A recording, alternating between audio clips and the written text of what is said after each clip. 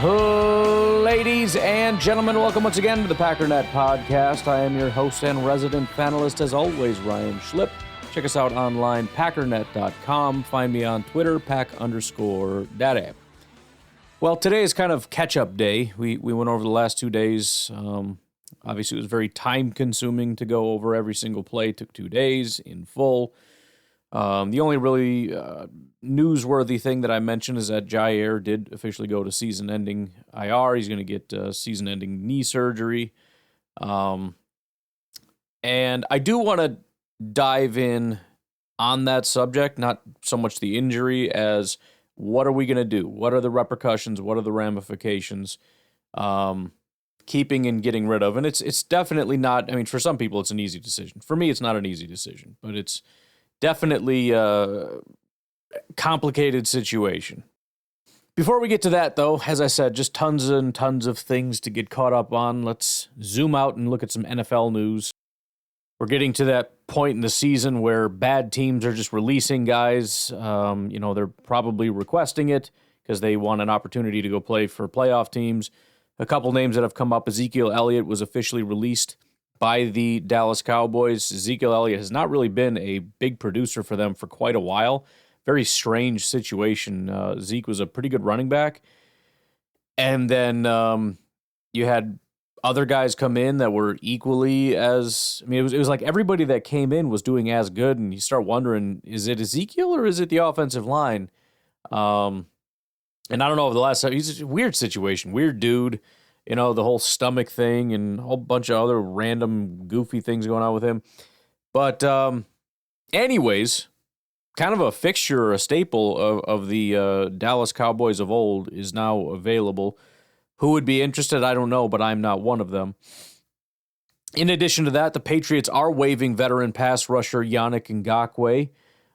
If you've been a listener for any period of time, you probably have a pretty decent grasp on my thoughts on Yannick Ngakoue. This must have been, 3 years ago, 4 years ago? He went to Minnesota, and I said he wasn't good, and everybody called me crazy, and it didn't go well. And then he went to a bunch of other places. He went to Chicago and was bad. He went to all kinds of places. It is always tempting to just take a swing at guys that, are there's name recognition there, et cetera, et cetera. He's not yet 30, so, you always think there's something in the tank, perhaps. But let me just give you an overview of Yannick Ngakoue here. So rookie season 2016 did not go very well. He did hit 10% pressure rate and 8 sacks, but the grades were horrific. 29 run defense, et cetera, et cetera. 2017, he blows up, right? 80 PFF grade. 2018, it's a drop-off, but he's still good, 73 and then 72. So really, 2017 was just kind of this anomaly year, but you figure, yeah, but he's leveling off. He's still going to be relatively decent. 2020, so this was 4 years ago. Man, that's crazy. This was 4 years ago I was talking about this.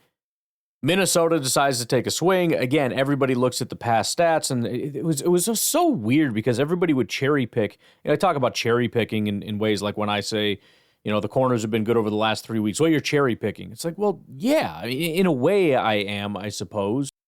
But I'm making a specific point about a specific period of time, so I'm not being deceptive. When Yannick Ngakoue was going to Minnesota, you would hear things like, in 2017 and 2019 on third downs between weeks 6 and 11, he was the number, like random, just things that don't make sense. If I'm trying to make a point that over the last 3 weeks they've been good, and I show you the last 3 weeks, I'm just making a very specific point, and it's an honest point. When you start doing that, there's no reason to put those filters in there.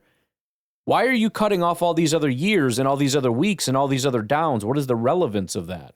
The only relevance is to make him look better than he is. Anyways, he goes to Minnesota. He plays exactly 6 games. They realize this guy is not good. Ship him off to Baltimore, where he was not good. Then he went to Las Vegas in 2021, Indy in 2022, Chicago in 2023, back to Baltimore in 2024, and then New England to finish out his stint. So to be clear, we got 1, 2, 3, 4, 5, 6, 7, 8 teams he has played for since 2019. That's 8 teams in 6 seasons. And if somebody picks him up now like Green Bay, it would be 9 teams in 6 seasons. And the third team he'd been on just this year. Twice now, he hasn't even made it on a team's roster through an entire year before they just let the guy go. And Baltimore was involved in both of those. One time they were the ones that picked him up, and the next time they were the ones that released him. But just to be clear, what he's done in New England is pretty shocking. In 116 pass rush attempts, remember, you're talking 10%. You're looking for hopefully 12, maybe a couple sacks, 2 to 3 sacks. I don't know. Something like that would be okay. He has 3 pressures and 0 sacks. 3, which is 1/4 of what you would want. So pretty simple math, 10%, 1/4 of 10%. You're looking at less than 3% pressure rate.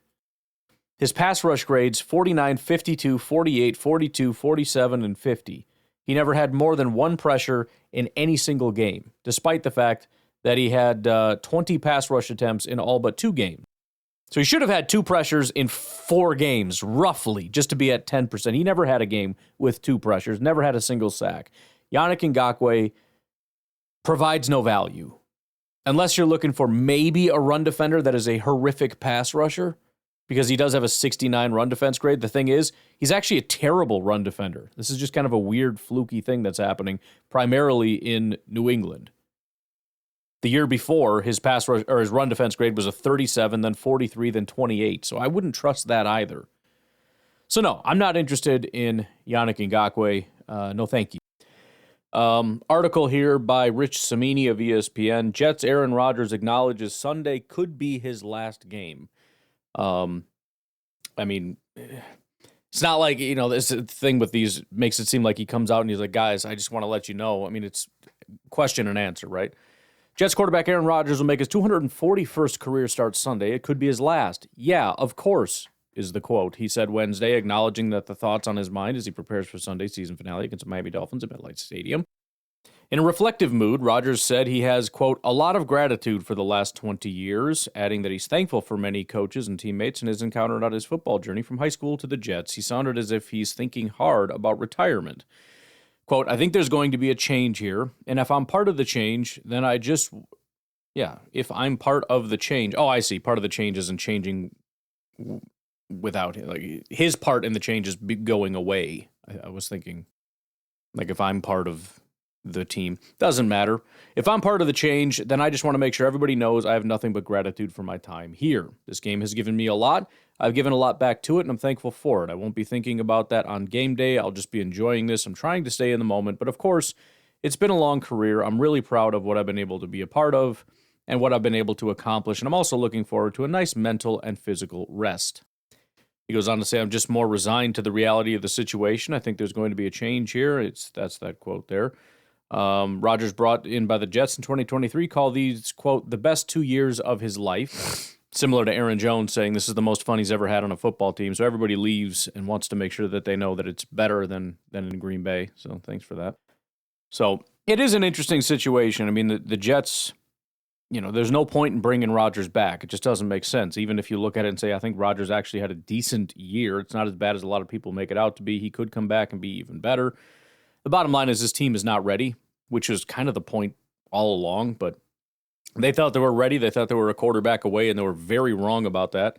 And now that they realize that, they realize they need to tear everything down and start over. If they were smart, they would tear, I guess they pretty much did. The coach and the GM are gone, but the main guy that's causing problems owns the team. There's not a lot you can do about that. So I guess if you're a Jets fan, you hope he sells the team. But I guess as a Packers fan, what I'm getting at is this might be Aaron Rodgers' last game, so it might be worth watching. I don't really feel any sort of sentimental way about it necessarily, and I certainly don't feel bad for Rodgers. As much as this might be somewhat of an unfortunate situation that he's in, the reality is the unfortunate situation is the situation he put himself in. He should have retired a while ago. He chose not to. He decided he was going out for blood, for vengeance. It blew up in his face, and it is what it is. But as long as he's happy with his legacy and doesn't have any regrets, then I guess everything's all well with him. But yeah, I mean, the Jets very likely to move on, and the question is who wants Aaron Rodgers? I mean, it's not the worst thing in the world, but Rodgers is not going to be a backup. He's not going to do that. And then the other question is, does Rodgers even want to do it anymore? He had that fire and that passion to kind of shove it in everybody's face and shove it in the Packers' face. And that just blew up and died. I don't know that 3 years later you still have that sense of vengeance, especially when you've been humbled over the last 2 years. Number one, with a really bad injury, and number two, with playing as best as you can with Devontae Adams and all the guys that you wanted and everything that you want. And it still is just the worst season you've ever had in your life. And then finally, in NFL news, and I don't know how concrete this is. In fact, who is this? This is John Frisella. Always look at first 55,000 followers. Now, there's some scammers with some serious followers, but NFL writer and insider, generally people that call themselves insiders, I'm skeptical of. Published author, college football analyst, NBA columnist, whatever. Anyways, he's actually quoting people, so you got to take it off of their word. Chad Forbes says, Ben Johnson to the Jaguars is the worst kept secret in the NFL. It's a done deal. It'll be one of the Lions executives or Ben's pick for GM. 7 years, $80 million is the contract that is expected to go there. Taking a quick peek at who Chad Forbes is, NFL Draft Bites, NFL aficionado, permanently worried about 32 teams' O-lines, frequent contributor on national and local radio, plus podcasts, slide into DMs with inquiries. That's okay. Yeah, I don't know. I'm guessing there's not a ton of reality to this. I don't know, but it doesn't matter. The bottom line is, if Ben Johnson leaves Detroit, which, I haven't fully had an opinion on whether Ben Johnson is super great or it's the players or what, but watching that team, I'm thoroughly impressed with Ben Johnson. I just am. Him leaving Detroit would be fantastic. And then bringing a, front office piece to Jacksonville, because they've got a big group of guys. I've mentioned before, I'm a huge fan of John Dorsey. If Gutekunst left and John Dorsey was available, I'd take him in 1 second. It would be a done deal. I don't know why everybody hates him in the NFL, but I don't care. I would go with it anyways. There's probably a good reason, but I don't care what it is.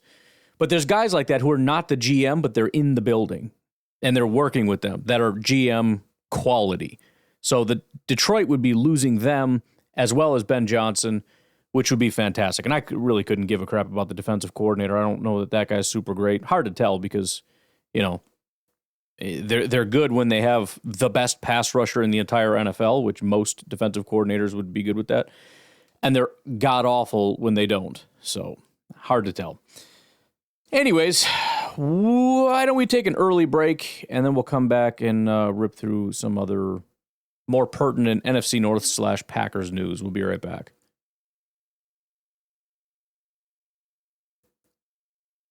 All right, let's take a quick peek at the Detroit Lions.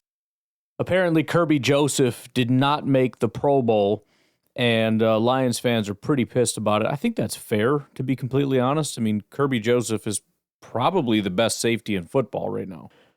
For the NFC side, the safeties are, for free safety is Xavier McKinney. So props to Xavier McKinney. He's definitely deserving, but it is kind of hard to make a case over Kirby Joseph. I don't even know if he's a free or strong safety, to be honest. I'm guessing free safety because Brian Branch, the other safety, is one of two strong safeties along with Budda Baker. And so I think there's a legitimate gripe there. There was a question posed to, if I can find it here, defensive coordinator Aaron Glenn. He was asked why Kirby Joseph didn't make the Pro Bowl, and he just said, I think we all know that, but it is what it is. And I think what he's referring to is, this is a thing where people vote, and I think a lot of people don't want to vote for him because they think he's a dirty player and a scumbag, which, I guess you kind of reap what you sow there a little bit. You can go as hard as you want to go and do as good of a job as you can do. You have 9 interceptions. Xavier has 7. He's just absolutely dominating everything. I think he's the highest graded safety in football. If not, he's up there. But at the end of the day, you're not recognized for being a great player. You're recognized for being a dirty piece of crap. And it's just entirely unnecessary, but it is what it is. So I don't feel bad for him. I think I do think he's deserving, but, it's like Survivor out there, man. You can be the best player, but if everybody kind of thinks you're a jagoff, then you potentially get voted off. Then there's this other thing, and I've been hanging on to this for a while. I don't know if it's Lions fans or just Lions players or what the situation is. The corners seem to think that they're very good. And the Lions corners are complete and total dog crap. So, this goes back to December 20th.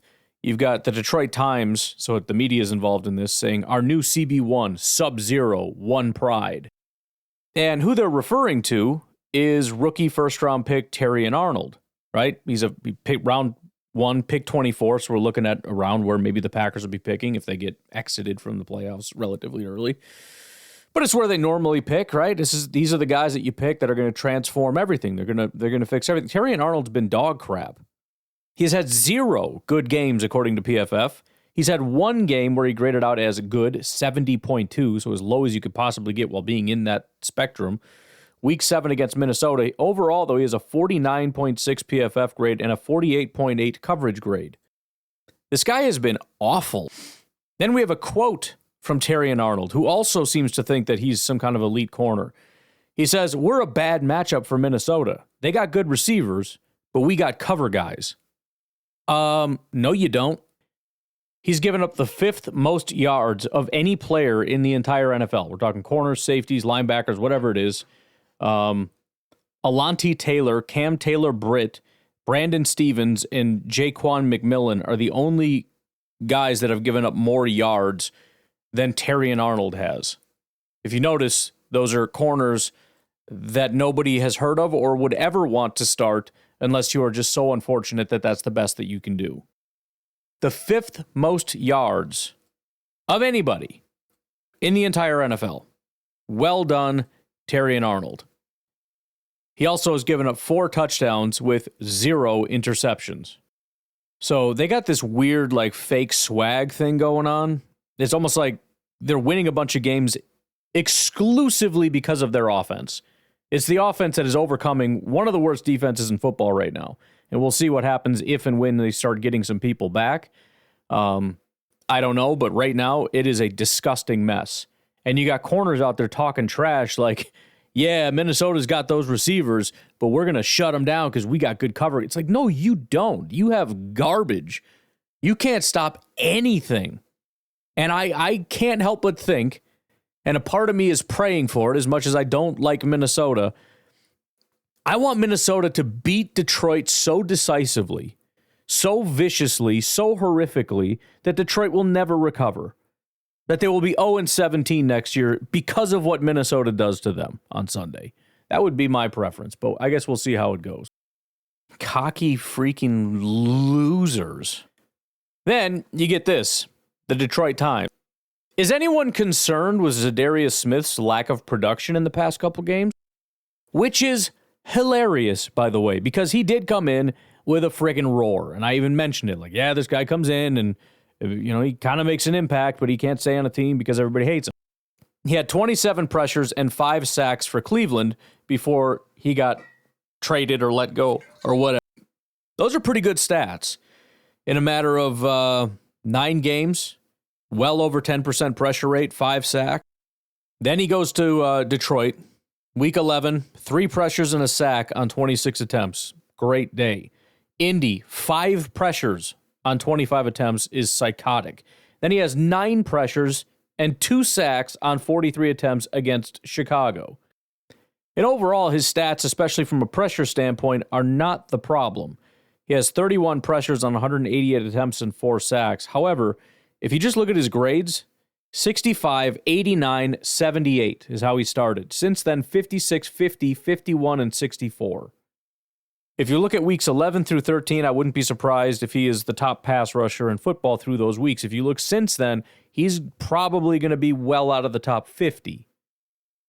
So, this is part of the reason why Zadarius probably can't stay on a team. He comes in, he's a great locker guy, great locker room guy, until things go south, and then he becomes a terrible locker room guy. So, look, I think the pressures and whatnot have been pretty consistent. The sacks have waned, right? He had a sack and then 0 and then 2 and then 1. So all 4 of his sacks came in the first 4 games. He hasn't had one since. That's probably primarily what people are noticing. But the run defense is terrible. The tackling is terrible. The pass rush grades are terrible, which means he's not consistent, although he does tend to get a lot of pressures. Against Chicago, 6 pressures on 31 attempts is still fantastic. But yeah, it's starting to fall off a little bit. And when the demeanor of everything starts to fall off and the guys around you are not very good, Zadarius Smith is not the guy you really want to lean on.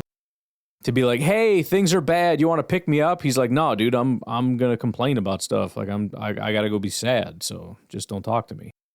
And then if we look at Chicago, some coaching news again. Ben Johnson theoretically is heading in a different direction, but Commanders' offensive coordinator Cliff Kingsbury is expected to interview with the Bears for the head coaching position via Jeremy Fowler. So that'll be interesting. Kingsbury will be selective with the process and evaluate his options. Look, he's been down this road before, and it was a complete disaster. I think he's going to want to go to a really good situation. He could look at Chicago and say this is a great situation, right? I've got Caleb Williams, I've got Roma Dunze, I've got DJ Moore, maybe not Keenan Allen. Swift is something I can work with. Like, there's pieces I can work with here. If it's me, I'm looking at the Bears similar to the Jets and some other organizations where it's just a bad organization. And it's just not where I really want to go. It's not that there's a ton of super great options, but Jacksonville would probably be more intriguing. I mean, Trevor Lawrence has at least shown something in terms of anything. I don't know. Dallas potentially, just because basically that same group of people has already proven to be a playoff caliber, even a high caliber team. And if I feel I can mold that, then that's exactly what I want to do. Saints, potentially. I don't know. Bears, Jets, Raiders, those really scare me. Giants also is just kind of a massive mess. However, the appeal of the Giants is you're looking at potentially getting a quarterback, and that's going to be a big thing. Which team is going to be drafting at the top and allowing me to get a quarterback? Right now, I mean, unless there's a change of head coach with some of these other teams, the Giants are the most likely to end up being in a position to get a top quarterback. I can't imagine Tennessee's going to move off from Brian Callahan after just a year, especially being Bill Callahan's kid. So, I mean, that's another reason why, if you're the Giants, I know you never really want to tank, but tanking makes a ton of sense. Because not only are you looking at whatever prospect you want, new quarterback, whatever, but that prospect makes it more likely that a top coaching, especially an offensive-minded coach, is going to want to go there. Bottom line, I don't know that that's going to be what's going to happen. And if it did, I wouldn't care because, again, he's already been a head coach and it sucked. Albert Breer mentioned that Brian Flores is a name to watch for the Bears. That wouldn't bother me either because at best he's going to be Matt Eberflus. The problem is he's also got, as far as personality, it's a little rough. So I think you put Flores as a defensive coordinator and some good things can happen. You make him a head coach. I don't know what the benefit of that is. Why is that better than Eberflus? Aside from the fact that this guy had some serious issues over in Miami and it was an absolute mess, but he's a defensive genius. You mean like Eberflus? By all means, best of luck. But apparently he was a Boston College teammate of Ryan Poles, and it sounds like Ryan Poles is going to remain in his position and be the one selecting the head coach, which makes this all the more hilarious.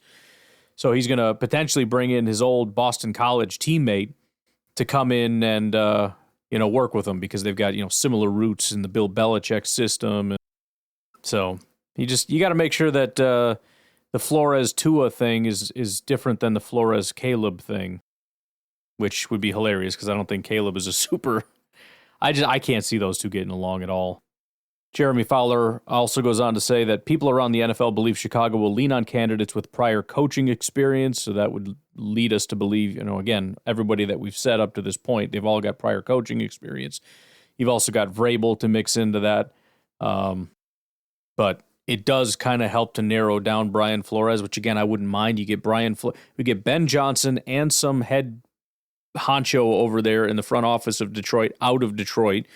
You get Brian Flores out of Minnesota, put him in Chicago, which does nothing to help Chicago except hurt Minnesota. I I'm all for all these plans. I think these are great plans. I think Chicago and Jacksonville, and they should all do all the things.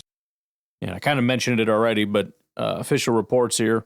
According to Albert Breer, Chicago Bears ownership, the McCaskies, want current GM Ryan Poles to hire the next head coach. Quote, GM Ryan Poles is set up to run point on the search, and I'm told it's because that's the way ownership wants it.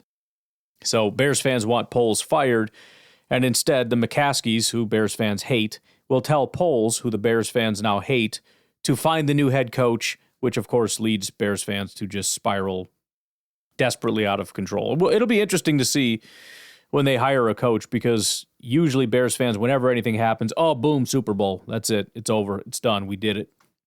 But considering the disdain they have for the process that's going to lead to this, I just wonder if they're ever potentially going to be critical here.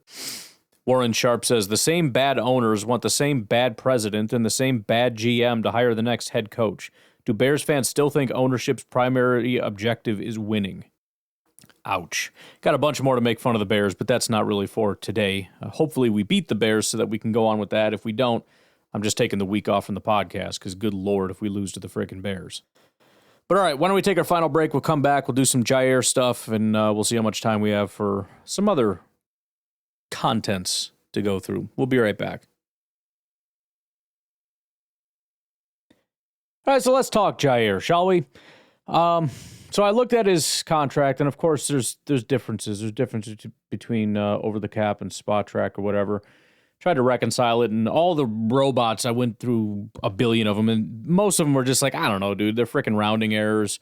Depends how you calculate this, that, or the other. It's not that big of a deal. It's basically the same thing. So I was like, all right, well, it's ticking me off a little bit, but I guess I'll just go with that. So here's essentially the situation. In 2025, depending on when they release him, you're looking at $18.117884 million dead cap hit, right? So he can play for $25.3 million against the cap. That's not what we're paying him. That's just what our cap hit is. He's getting paid $16 million. But it's $25.3 million, or we save $7.2 million, we let him go. Now, that's not exactly the full story. I saw Andy Herman put a pretty good post together on social media about it. And here is what he said. I see a lot of people getting the math wrong on Jaire Alexander's situation, 2025. He's set to make $25.4 million, 2025. Yes, dead cap is 18.1. And so there will be a $7.27 million, blah, blah, blah, blah. He says, but you have to account for 2026 and 2027 as well. Keeping Jaire in 2025 will cost Green Bay an additional $17.5 million overall. So the question you need to ask isn't, would you keep him for $7.27 million? The question is, would you sign him to a one-year $17.5 million deal when you consider he's missed half his games over the last 4 years? I mean, it's not even how I would phrase it, but down here is probably more important. If you release him, it's going to cost $18.1 million. So the total cost is $18.1 million for zero production. If you keep him for one season, it's $25.4 million in 2025 with $10.2 million in dead cap if you release him the next year, 2026, which is a total of $35.6 million for him to play for 1 year. That's obviously a terrible situation. If you allow him to play out the entirety of his contract, it would be $25.4 million in 2025, $27.4 in 2026, and then $2.4 million in dead cap in 2027, which is $55.1 million for 2 years. So keeping him for 1 year, I think, is stupid, right? That's why when he says the question is, would you sign him to a 1 year, $17.5 million deal? First of all, in totality, like he says below, it's a 1 year, $35.6 million deal is really what we're talking about. That's the worst possible option. We're either keeping him or we're planning we're either cutting him or we're planning on him staying for the duration of his contract and possibly beyond. So the question is, and he's 27 years old, so it's not an age thing, although, the injuries do compound. It's not like, well, he's 30, so he's already broke down. No, he's 27.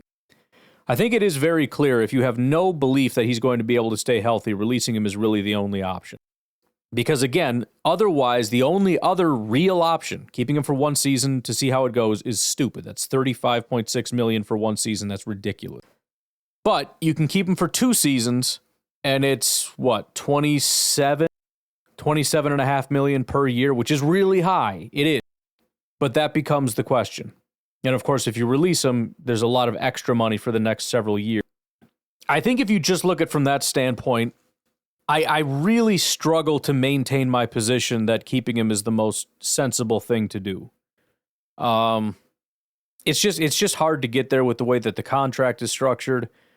I'm a big fan of Jaire. I can't imagine the Packers getting rid of a 27-year-old that they view as a premier player. And I still think there's a chance that they're going to want to really try to keep him, But this is also a pretty unusual situation. You're just coming off the Bakhtiari thing. Maybe there will be a change of how things are done in this particular situation. I do think that there's an additional option that isn't really being explored, though, and the additional option is similar to what happened with Aaron Jones. You approach him and say, we're planning on cutting you, releasing you, right? Or trading you if there's any value, right? We're currently considering looking to move you, and of course we'd work with you and all those things. However, we'd like to keep you, and but the only way we're going to do that is if you're willing to take a pay cut.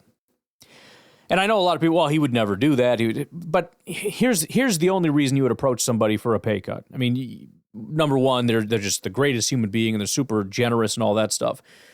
But you got to understand how much money he's going to lose if he gets cut, which is actually probably why threatening to release him would be the biggest threat. Because if you trade him, then it's just the same contract somewhere else. But if he gets released, then he goes to the open market. And the question is, what is he actually worth in the open market? Is he going to be able to get, right now his base salary in 2025 is $16.1 million, 2026 is $18.2 million. Is he going to be able to get that out there on the market? I mean, over the cap's valuation of Jaire Alexander is $2 million. So obviously he would get more than that, but I mean, it's a serious question. I mean, if teams would be looking at him as a $10 million guy, or let's just say hypothetically, and the Packers say, look, we got to reduce this. Let's bring this down to $10 million.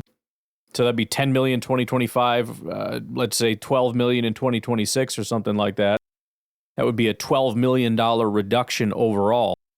And remember, of that 55, there's a pile of money that has to go out no matter what. Ken Ingalls talks about this. He says there's $18.1 million of dead cap baked into the rest of Jaire Alexander's contract. The number cannot change. It's past money paid yet to hit the cap. It's not. It hits no matter what. So we're only able to reduce what hasn't been paid yet. So if you shave off $18 million, and then or $12 million, and you've already got $18 million that you can't touch. And remember, in a trade scenario, as I've said before, a trade is essentially the value minus the cost. And so you got to look at what is Jaire worth, and then you got to look at the cost of the current contract. And look, we could trade him and they could negotiate a new contract, but if he's already willing to reduce his contract, that's why you go to him first rather than trade him and let them get the benefits of the lessened contract. So trading would be very difficult with Jaire, and so that's why I think you approach it similar to Aaron Jones. You tell him, we'd like to keep you, but we can only keep you at a reduced cost, and if you're not willing to do that, then we're going to let you go and let you test the market at least, And theoretically, he would test the market, find out that there is no world in which he makes $16 million this year and $18 million next year. That's not ever going to happen. And the Packers are willing to burn $18 million to make sure that that doesn't happen. And when a team is willing to expend that much money just to make sure that they don't have to pay you $16 and $18 million, you're not worth that much money. So the question is, what are you worth? Who's going to pay it, and where do I want to be? If he hates Green Bay, then he'll take a pay cut and go somewhere else. But the bottom line, in my opinion, is that no matter what, Jaire is taking a pay cut after this year. So again, that leads me to believe that the Packers would want to approach him and talk about a pay cut. And maybe not. Maybe maybe Gutekunst is much more in line with a lot of Packer fans right now, where it's like, no, I don't want him. I'm sick of this bull crap. I'm sick of all the injuries. I'm sick of the attitude. I'm sick of all this stuff, and I want him gone. I don't think that's where we're at, but maybe it is. But that would certainly be my approach, is to go to Jaire and say, or go to his agent. You don't go to Jaire. You go to Jaire's agent. You say, just listen. You know the situation. He's not making this money. We'd like to offer him a reduced contract. If he's willing to take it, he can stay here. Otherwise, we'll release him, and you guys go ahead and test the market out there, see what you can get. But he will not be making this much money. I've already made the phone calls. 0 people are willing to trade for this. They don't want to take on this amount of money. It's not going to happen. So let's, come to the table. Let's have a conversation about a reduced contract. That would be my preference. I know there's a lot of fans listening right now like, no, I don't want him at a reduced contract. I just want him gone. Okay, fine.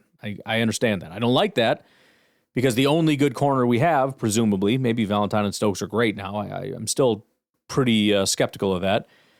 I just, the only corner that we got, I don't know. I do love the idea, though, that we keep Hafley and start letting him pick guys, let him get involved in the draft process, look at especially the defensive line. I think we've got some guys that are not really a great fit, but he also has a specific style. It's interesting.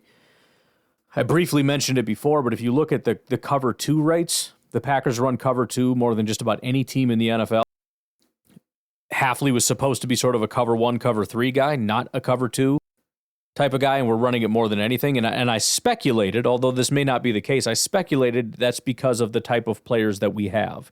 Now, McKinney was brought in specifically because he can handle some stuff, but I don't know if we have the corners necessary to be able to execute what he'd like to do. I don't know if we have the pass rushers necessary to be able to execute what he would ideally like to do. So if he has a vision for this team and we don't have the players, as much as it's going to be a multi-year thing, listen, if you like Hafley, if you like his vision and that's the direction you want to go, then we need to build in that direction. And I do think Jaire fits this. I do think Jaire is great for this scheme. And that's why I would be willing to, and you got to see how the surgery goes.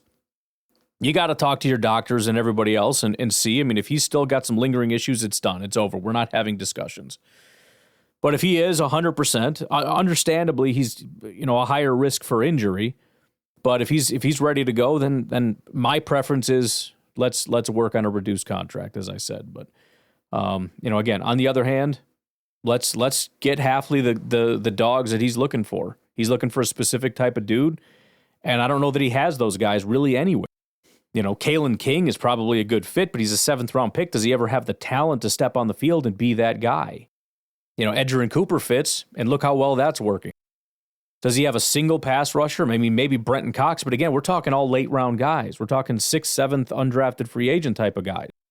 Evan Williams maybe was a solid addition that is in Hafley's style and all that kind of stuff, but he's been injured and he's young and everything, so some of this stuff is going to take time, but you look at some of the more premier positions like corner and pass rusher and defensive tackle. Let's see if we can get some Hafley guys in and see if we can start doing this the right way. But again, it's a tough decision, but I don't know exactly where I fall. I think I would need, again, some clarity on the injury and where the team feels he is as far as, what are the odds that we think he can actually play. Now, I'm not talking 100% of a season, but, give me a season where he's out maybe 2 games. I don't have an issue with a guy that misses a game or 2 a year, but you can't be playing, 45% of snaps every year. Or 25 or 20 or 30 or whatever. You can't, that's not going to work, especially with this high of a contract. So that's number 1. And then the contract negotiation would be number 2. And if those 2 things don't check out, in other words, we don't think he's going to be we don't think he's going to be healthy, or he's not willing to negotiate his contract, then I probably lean toward now is the time to let him go. And, I hate it, but I also recognize that the Packers do a really good job of not being too clingy and understanding when to let go and being willing to trust the process. And maybe this is kind of a trust the process kind of a thing, but, we'll see. I don't know. It's, again, I find it to be a very, very difficult situation and be interested to see how this all pans out. And again, the backdrop here is, if you could tell me that Jaire is going to be healthy over the next 2 years, I'm perfectly fine with his entire contract. It's fine. But I don't think anyone's ever going to say that. Anyways, that thought kind of brings up something else. I know I'm kind of a downer in terms of the idea that things can turn around kind of quickly, despite the fact that we've kind of seen it from Gutekunst in the past, but you just shouldn't expect it. However, a couple of things about the salary cap. First of all, here's an article by Wendell Ferreira over at A to Z Sports. And it's an article titled, Packers will roll over a significant amount of salary cap money from 2024 to 2025. Skipping down a little bit, it says, In 2024, the NFL's cap per team was $255.4 million. The Packers effectively spent $185.707 million and had $65 million in dead cap money, amounts in signing bonus that had already been paid out, but they hit the cap yet for whatever. So far, heading into the playoffs, the Packers have $15.5 million in available cap space. There are no more costs for salaries since the playoff player compensation is paid by the NFL. Packers can still make an elevation or two for the final regular season week against the Chicago Bears, but it's realistic to project a $15 million carryover for 2025. With that amount of money rolled over, the cap situation for 2025 gets much more comfortable. Over the cap is projecting a $272.5 million salary cap hit next season, and the Packers would have $62.75 million in cap space with 39 signed players. Obviously, the situation will drastically change in the offseason, with re-signings, potential extensions, restrictions, and exclusive rights, free agent tenders, future deals. On the other hand, Packers have flexibility to create more cap space if needed with restructures. Obviously, the Jaire thing factors into that. The article ends with, after 2 years of financial restraint, paying what they spent during the twilight years of Aaron Rodgers, the Green Bay Packers are ready to invest in Jordan Love's environment. Now, there are restrictions, right? As I've said, there is no grocery store where you can go and buy NFL football players. You can't just build one out of thin air. You can't create one in Madden. You can't say, hey, I have $50 million, get me the best pass rusher in the world. That's not how that works. You can only get what's available. You can only draft who is available to draft. You can only buy who is available to buy. But here is a tweet from Ken Ingalls. Again, he is sort of the self-appointed salary cap guru of the Packers fandom network. The Green Bay Packers can sign any free agent they want next offseason. I conservatively project $25 million cap to spend with only basic roster maintenance and draft class adds. They can create another $50.8 million with simple restructures on 8 pricey veterans, more if they add void years. For reference, when the Packers went bonkers in 2019 signing Smith, Turner, and Amos, the combined first-year cap cost was $22.65 million. The Packers can make any deal for any player work several times over. So in the most aggressive year that Gutekunst has ever had, he spent less than what we're going to have next year. Now, again, he's conservatively projecting $25 million with basic roster maintenance, but that's not including all the other stuff that can be done. Now, it's probably going to fall somewhere in between 25 and the 75 potential. With we're not going to restructure everybody maximally, and we're going to re-sign people and everything else. But the Packers are going to have a lot of money. And there may be, we've seen from Gutekunst a willingness to be much more aggressive. I know the anti-Gut people pretend that he's not an aggressive guy and all that stuff, but that's complete nonsense. He's been unbelievably aggressive compared to Ted Thompson. He has been spending every penny that we've got to go out and get guys like Zadarius Smith, like Preston Smith, like Adrian Amos. Those 3 guys were very good, with Zadarius and Amos being top of their position while they were here for several years. Getting guys like Josh Jacobs, getting guys like Xavier McKinney, who are both top of their positions, right? He has not shied away from spending big money on big players. So I think Gutekunst is an all-in guy. I think he's always got that mindset, especially with the team as it is. I think he's a little anxious because he doesn't have a Super Bowl under his belt. I think he desperately wants that. And I think he's going to be as aggressive as he possibly can to try to get the best pieces that he possibly can to put around Jordan and to make this thing go.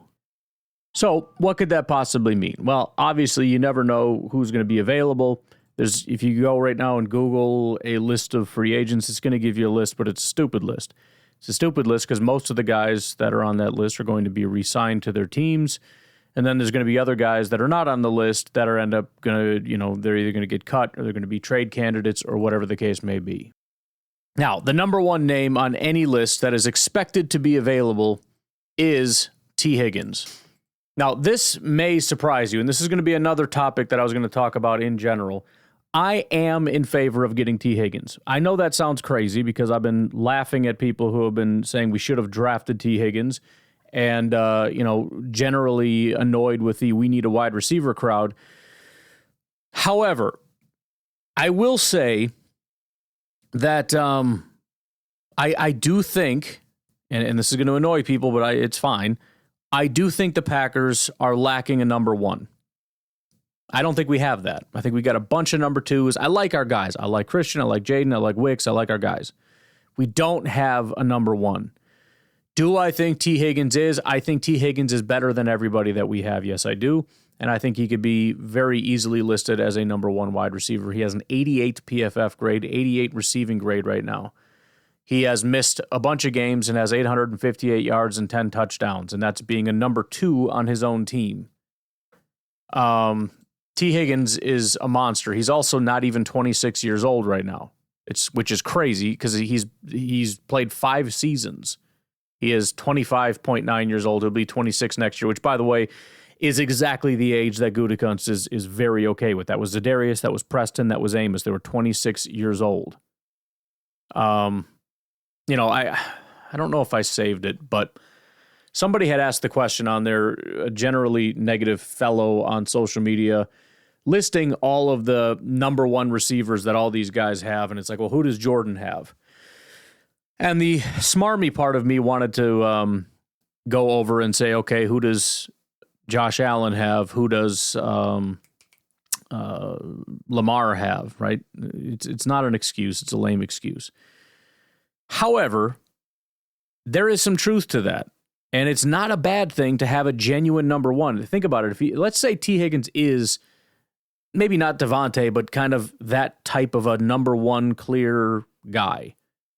And you have Reed in the slot, and you have Watson as our deep guy, right? With the problems that we've had with Romeo, I mean, even if we keep him fine, he's in the rotation like he is now. Same with Wicks. But Wicks with his drop issues and Romeo with the sort of like, I'm not so sure how I feel about this kind of deal.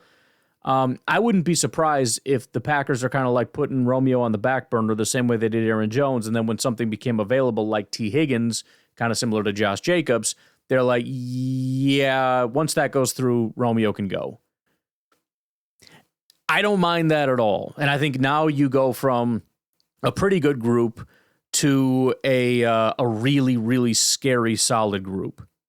To have Tee Higgins, Jaden Reed in the slot, and Christian Watson as your speed guy, it just makes sense to me. Other available wide receivers, I'm going to dig into this a little bit more. Other potential available wide receivers, Chris Godwin, Tampa Bay Buccaneers wide receiver. Stephon Diggs, wide receiver that's been all over the place. Deebo Samuel has been talked about as a potential trade candidate due to the 49ers cap constraints, and obviously as disastrous as their season went, who knows. Cooper Kupp from LA. Garrett Wilson from the Jets. I've heard the talks about that. I think that would be crazy. I think they recognize they need to stick with the young guys, get rid of the old guys. I think that's the direction they're going to go. Another stupid one, but it's out there, Kyle Pitts. I doubt it. But here's something to think about. So I've obviously talked about this 1,000 times. I want to look at the drop situation. This is not a new conversation. We've talked about this before.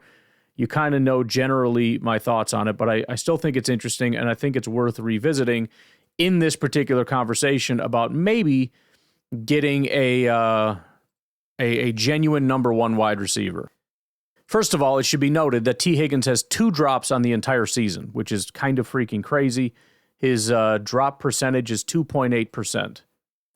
The Packers are up in like the teens. I think Dontavian is like 19%. It's an insane number. In fact, I have it right here. This is via Ian Hartitz. Highest drop rate in the NFL this season per PFF. Now, PFF is not, in agreement with a lot of other people, but it doesn't matter. It is what it is. Dontavian Wicks, 19%. Lazard, 19%. I know he's not a Packer, but he was. Jaden Reed, 16%. MVS, 16%. I quote tweeted that, by the way, and talked about how, this was all known. And it's...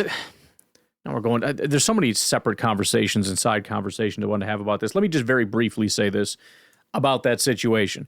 The drop issues don't mean it was a bad decision to draft that person. I mean, I understand you could look at it and say, you knew they had drop issues. You drafted them. They still have drop issues. You must be an idiot. Here's the question, though. The drop issues are the reason that they fell as far as they did. Are you telling me, for example, that Dontavian Wicks was not good value in that spot that he was drafted? I think you could argue that the Packers, looking at that situation, made the exact right decision.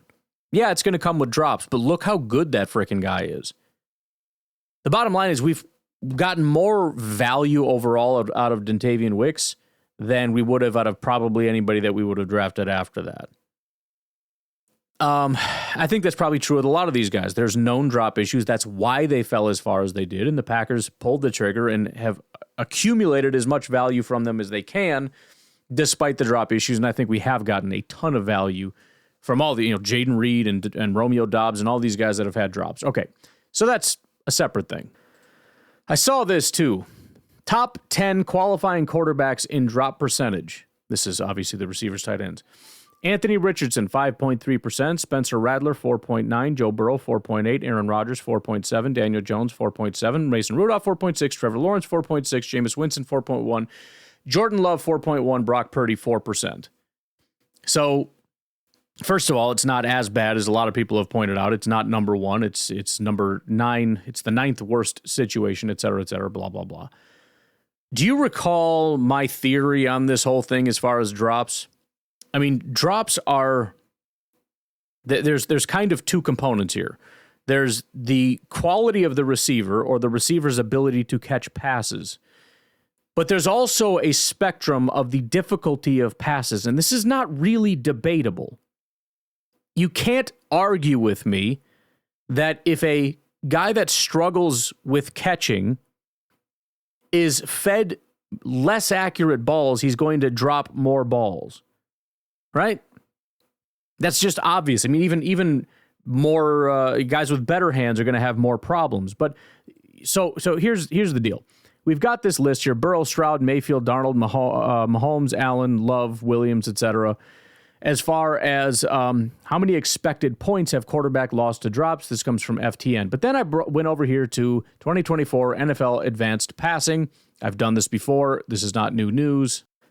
But what if we look at the highest bad throw percentage? Anthony Richardson is at the top. Anthony Richardson also has the highest drop percentage. It's a heck of a coincidence that the guy that's number 1 in bad throws also happens to be number 1 in drop. Bryce Young is high on the list. He's also got bad throws. Caleb Williams is high on the list. He's 3rd in bad throws. You look at Josh Allen. You say, well, Josh Allen is actually high in really bad throws. Yeah, and guess what? He's above Jordan Love in expected points lost to drops. It's not a direct correlation, and there are some people in one list that aren't in the other list. But that, I think, goes largely to the receivers. Now, I mentioned to you that Joe Burrow is not dealing with drops from Higgins, but what have I said about Jamar Chase? Remember, he had serious drop issues in college, came into the pros, and to this day has horrific drop issues. He just does. Now, Joe Burrow is very, very low in bad throw percentage.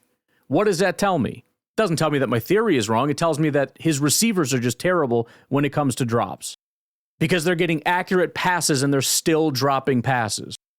You've got other guys, for example, that are terrible in terms of their accuracy, but are actually quite low on this list when it comes to drops. For example, Will Levis. He is the 4th worst passer in terms of bad throw percentage, but he has one of the lowest drop rates because, very obviously, despite the fact that he's not throwing accurate passes, his guys are still catching it. So there is a spectrum here.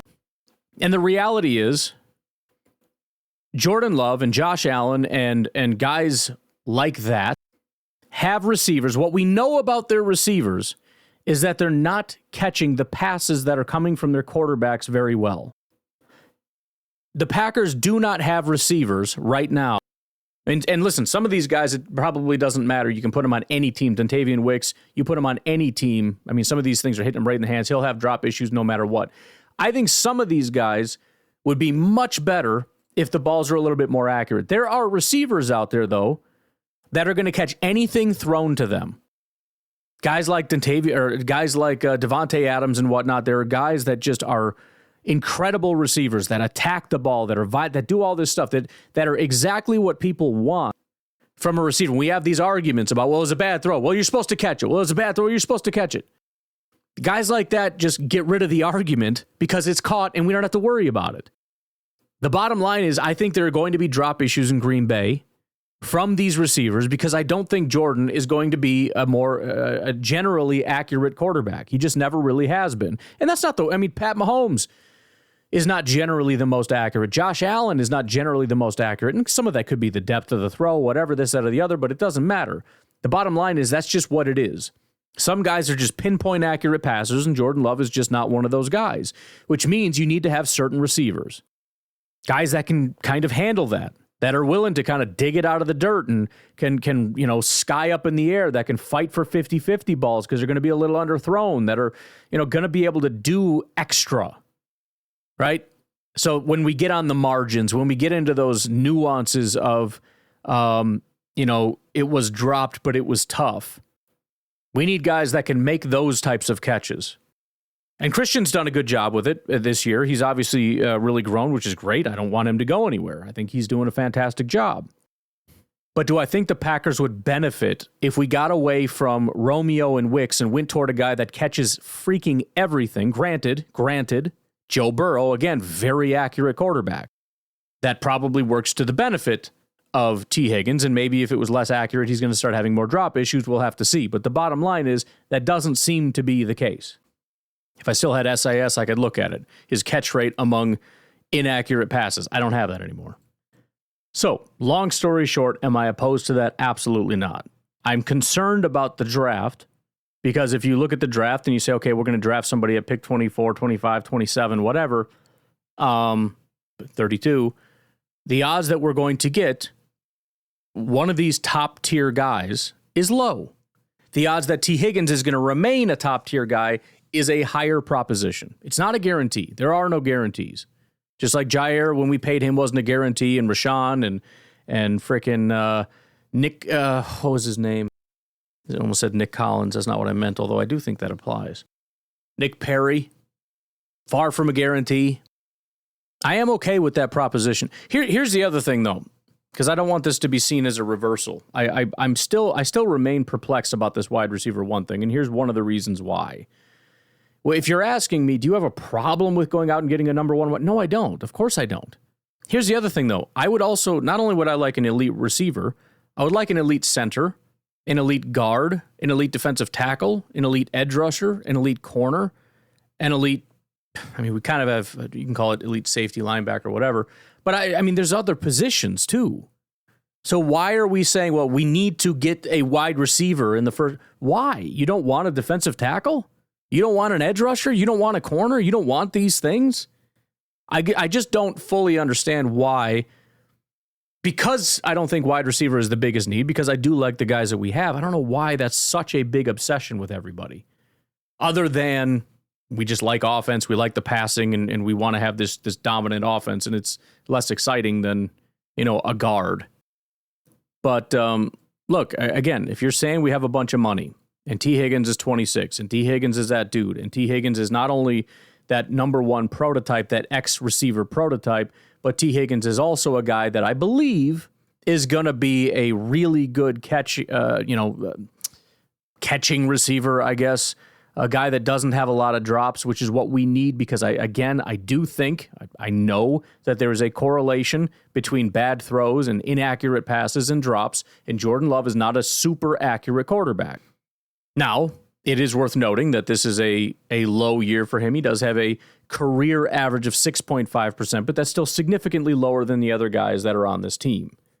At his worst in 2023, it was 12.5%, which is really high compared to all his other years. It's still kind of low for the Packers. It was 6 drops in that season. So, you're talking once every 3 games you have a drop. Even just visualizing that is like, I don't freaking care.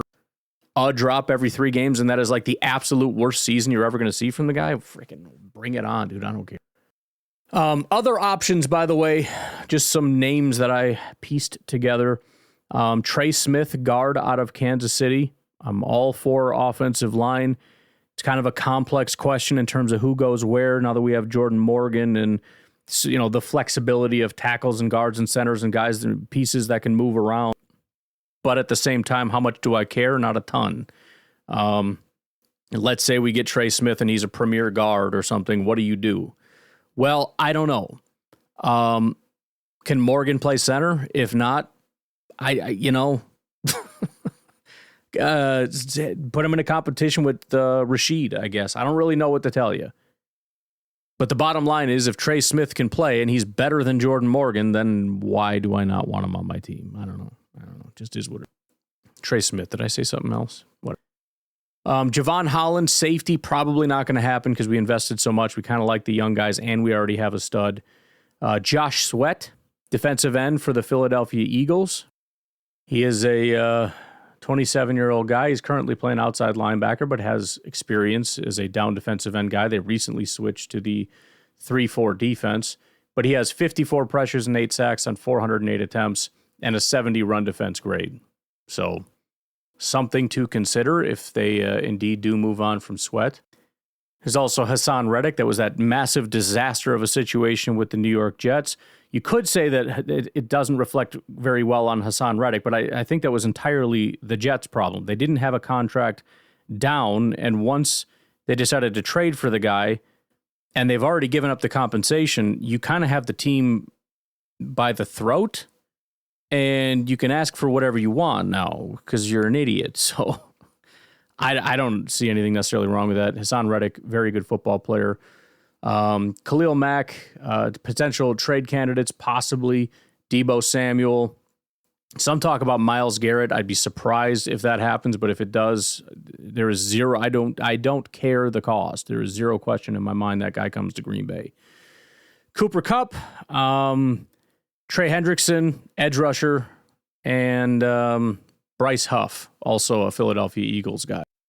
There's obviously many more names, but I tried to find guys that were kind of more expected to be out the door as opposed to just here's a list of guys whose contracts expire after this year. But I will say this, every single list in the known universe that you find as far as guys that are expected to be out of there, the number one name that's on that list is Tee Higgins. So a lot of these are disputed.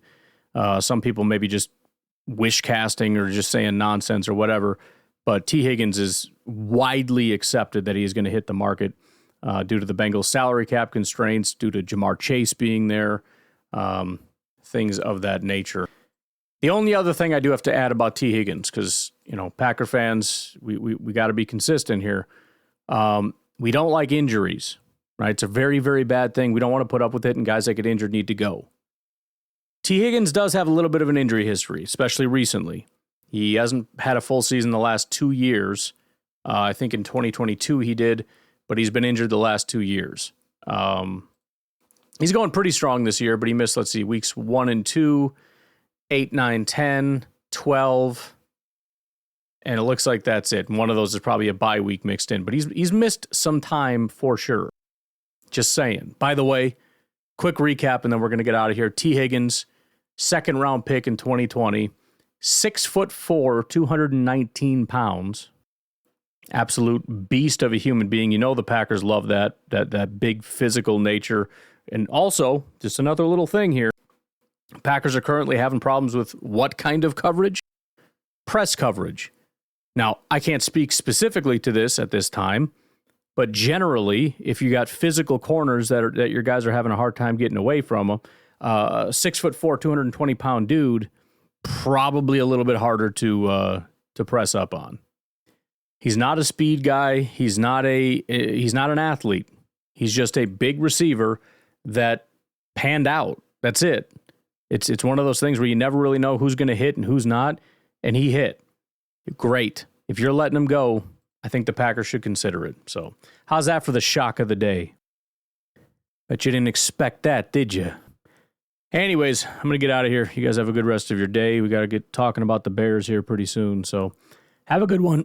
Excuse me. Have a good one. I'll talk to you later. Bye-bye. We talking about Tee Higgins. We talking about Tee Higgins. Yeah, it's Tee Higgins. B-Osh, we talking about Tee Higgins. B-Osh,